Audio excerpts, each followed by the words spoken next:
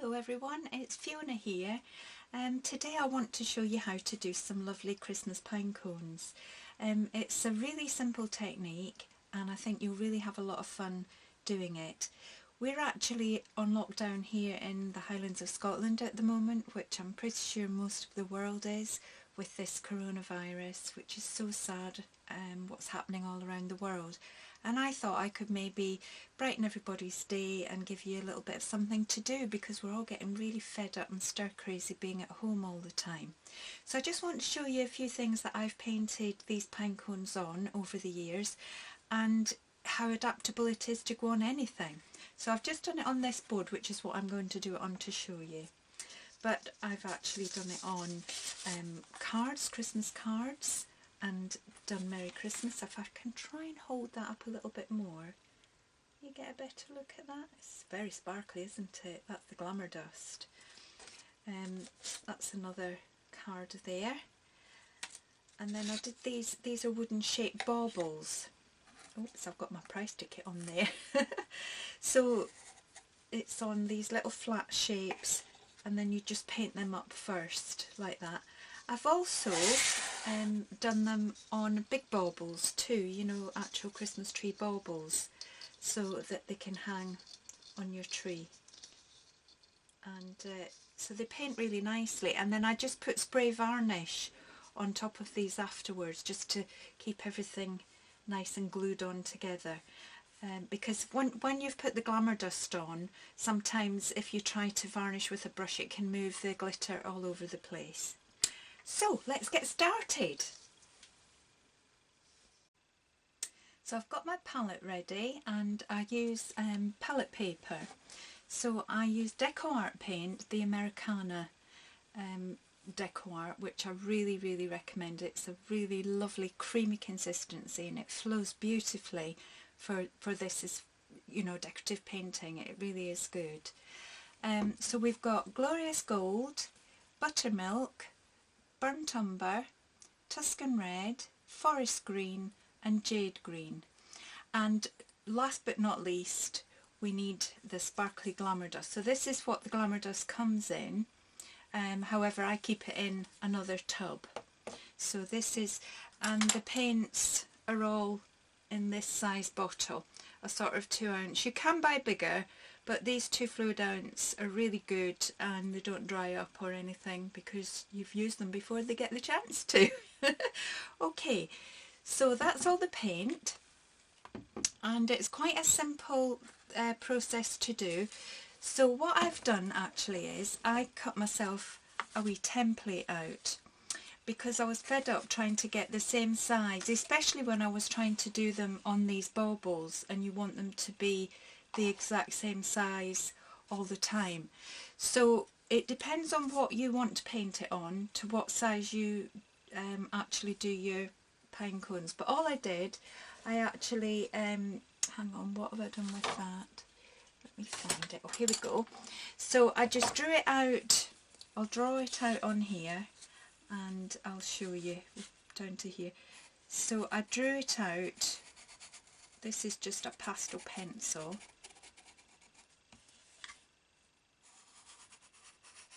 And you just draw it out on there and just roughly sketch that in. It's not a pattern at all. You can use my template if you want. It's very easy to do. It's kind of 2 sort of egg shapes. And then I cut it out so that I've always got it then to use each time I want to. So I just did one a little bit bigger than the other because it just gives it a bit of symmetry, and it's not symmetry, sorry, because that's not always pleasing to the eye. So I did used to do them exactly the same and it looked like one pine cone without a middle. So I decided to start doing it like this. The paintbrush that I'm actually using 2. It's just easier, but this is a DecoArt Traditions round number 4, but any number 4 round acrylic brush would do fine, but these ones are lovely. I'm not actually sure if they make them anymore, and I wish they did because I just adore them. So there we go.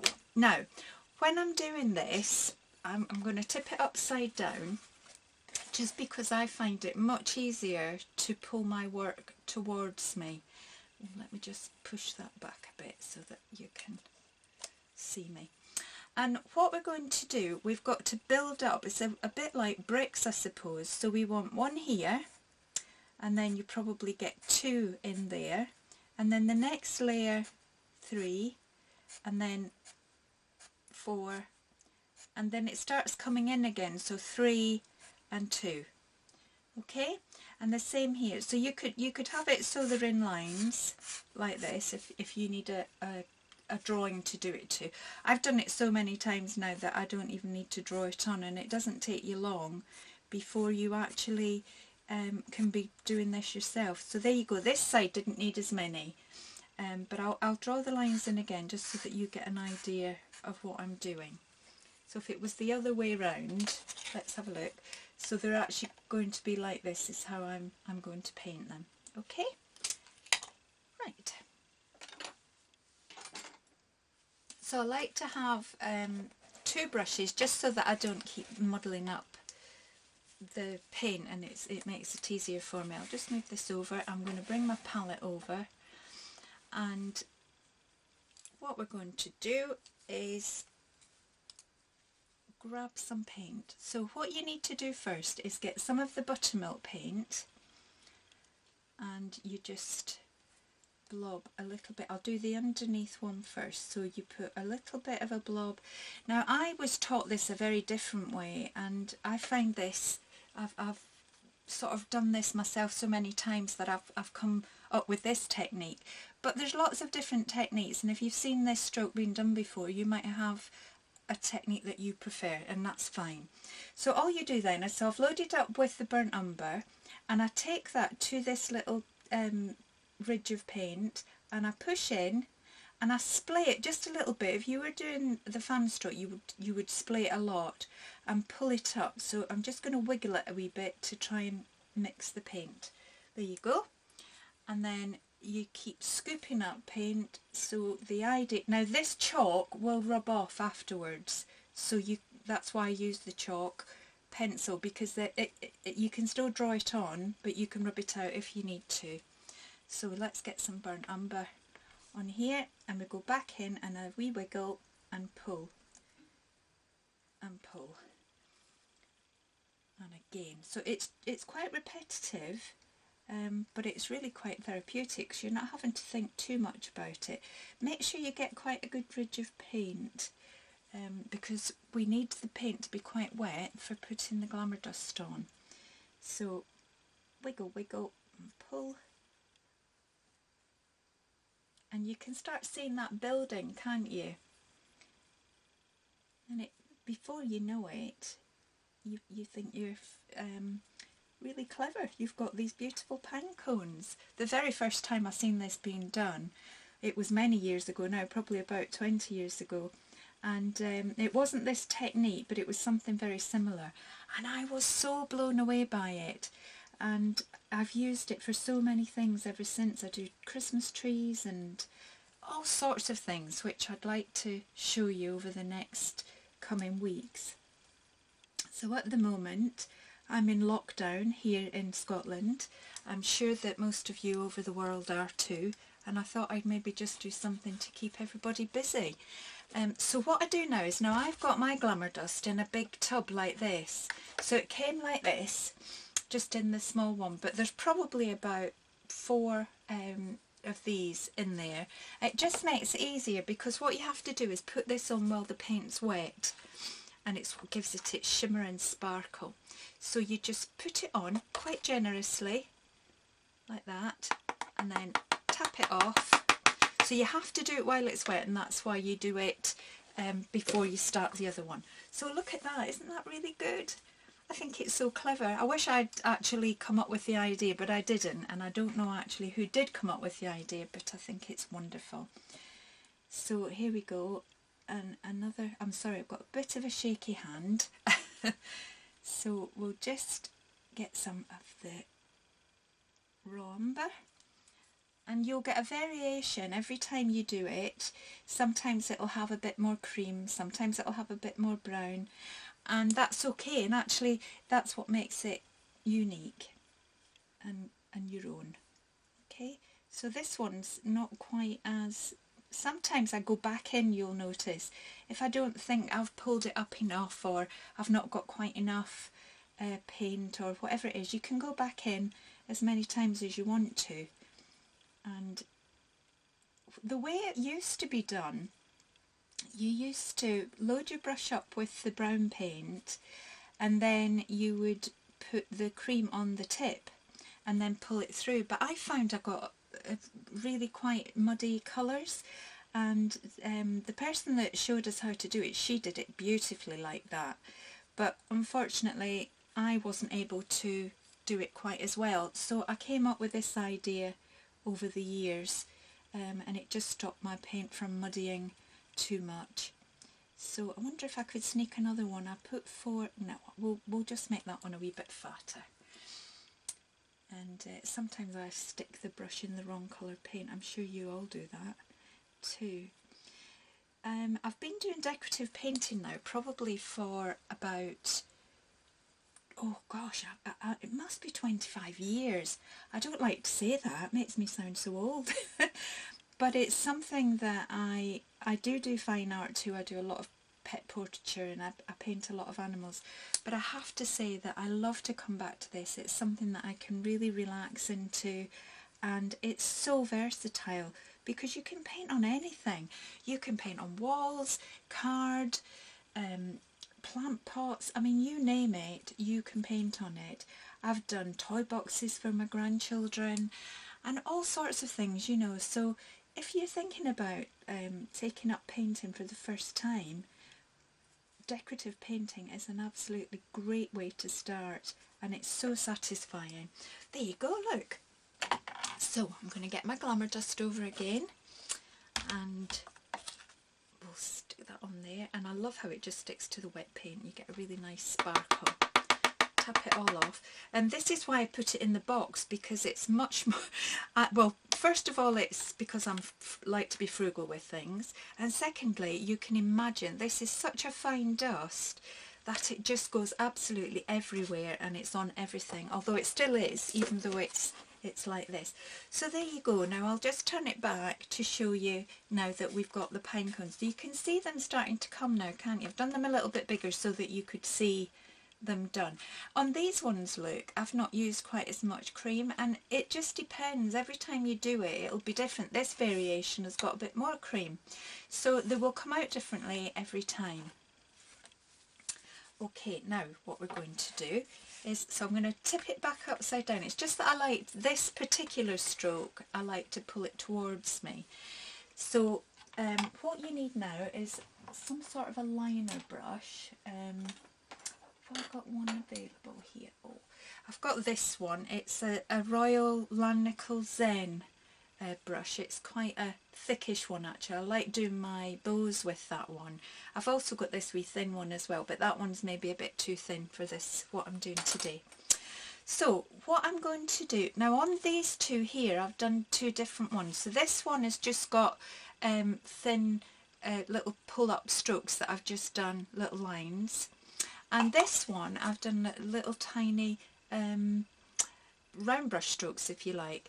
But today I'm just going to do this one for you, and we'll maybe do that one another time. Oh, and also this is the baker's twine that you get for crafting that I've put on there. And on the end of here I painted it with the Glorious Gold, and then I dipped that in gold glamour dust just to get the end of that. You can order all these shapes and everything online, and they're really reasonable. Okay, right, so what we're going to do now is I'm going to get the green going. So this is forest green, and I might put a little bit of the jade in just so that it shows up on this dark. And all you're wanting to do is lots and lots of strands. I'm not sure if you can see that. I might need to make it a wee bit lighter for you, so that when you're using your liner brush you just want to thin your paint down a wee bit. So if I just show you on my palette here, I make it kind of watery, and the reason for that is it'll flow much better and you won't have to load up quite as much. Okay, so we've got that nice and wet. I'll just keep this off to one side so it's not in the way and you can see what I'm doing. Okay, oh, push that back up there. Right, okay, so we're just going to pull them all out in this direction and just keep loading up as you go. What I usually do is I start off sort of with one base colour and then I'll put some highlights in. You don't need to be really neat with this because you're not going to see an awful lot of it once you've got your ribbons and things in. So I'm sorry if I'm not getting the right angle with my arms and things. I'm really trying my best. I'm not very good at this, but I'm usually teaching it to a class that are sitting opposite me and they can see what I'm doing, but I keep putting my arm in front of the camera, so we'll get there, won't we, together. Hopefully you get the idea of what I'm trying to achieve. So here we are, look, we've got quite, and I really like to make it quite luxurious and put lots in, and it's all part of the fun. So it's up to you, you only need to put a few in if you want, or you can put lots. There we are. Okay, and I'm just going to make it a wee bit lighter, just for a few highlights in here. So just, don't know if you can see that on there. I'm hoping it's showing up. I might just put a wee bit of the buttermilk on that green, and oh, I think that's better. You can see a few highlights now. It just helps to just give it a bit more character, I suppose, and realism. Although decorative painting isn't meant to be realism as such, it's really just a very decorative way of painting, and it's a fast, often what you'll see when you're doing decorative painting is that you load your brushes with a few colours and it's all done in, if you like, one stroke, and that's what makes it really quick. So the next thing that I do, I don't put any glamour dust on that. I get the gold now, so I'm going to turn it over this way so that you can see it, and I'm now going to go into the glorious gold, and the same again, I like to keep it quite watery. You can just see that off there on the right hand side. I'll try and bring it over a bit so you can see what I'm doing. So really quite watery look, and I'm pulling it out. I might even make that a little bit more watery so that I don't have to add to it, because we're going to try and do this in quite a quick flow. So I've just got a bit of card here just to show you. Whenever you're working with the liner brush and you want these strokes, what you're actually doing is you're working on the tip. You're not putting the whole brush down like that, because you would get a really thick line. Now when I'm doing the fern, if you like, coming out the top there, I wanted it really thin, so I just used the very top of the brush and I got these lovely lines. But when I'm doing the bow, I do want it to be thicker, so I'm going to actually put some of it on the tip and some push down so that you get that thick area like that, and it makes it much better. You'll get used to using this. What you really need to do when you very first start using a liner brush, which is one of these long thin ones, just play with it and really do squiggles and lines, and eventually you'll get used to it. The biggest tip I can give you is keep the paint watered down, because that'll help with the flow. Right, so what we're going to do is we're going to pretend that it's kind of sticking out here, and we're going to go round that it's thin and bring it in to there. Can you see like a loop? And we'll do another one, and I'm pushing it down a little bit to get that thicker here, and I'll do the same on this side. Let's have a look. We could have that one coming up a wee bit like that. I'm pretending it's tucked in the side, and should we have one coming up like that? Now don't worry about that middle bit, because that's where all your berries are going to go. Sometimes I'll put a few more in and I'll have it coming right into the middle. And then what I do then is I just do sort of squiggles to have your ribbon coming down like that, and I think it's so nice, and it kind of frames it for you. Now you could do as many wee wiggles as you want. Oops, you see I missed a bit there, So really you need to try and keep it going. I've got a bit of a shaky hand, I think I'm quite nervous. So please forgive me. There you are, isn't that beautiful? Right, now what we're going to do is I'm going to use the end of my brush here to put the berries on. And it's the easiest way I've found of doing this, because really when I'm doing this and I want to make a lot of things all at once, you want a bit of a conveyor belt going on. So I'd maybe do the pine cones and glitter them and let that dry. Then I'd go ahead and do all the ferns sticking out, and then I would do the ribbons. So you really want to be able to do it quite fast. So this is a really good way of doing the berries. So I just dip it in. So I'm just dipping it in to the Tuscan red. This could be any red, and you don't have to have these colours exactly, as long as you had a nice bright red, a darkish brown, a cream, a gold, and any greens, it would do fine. Okay, but I thought I'd just let you know. And then I just tap lots and lots and lots and lots of berries in here like this. I just keep going in for another dip just to make sure that I've got lots. And you can make these berries as big as you want, so if you want them bigger, you just need to give it a wee swirl. Actually, I think I quite like them a bit bigger, because these pine cones are quite big.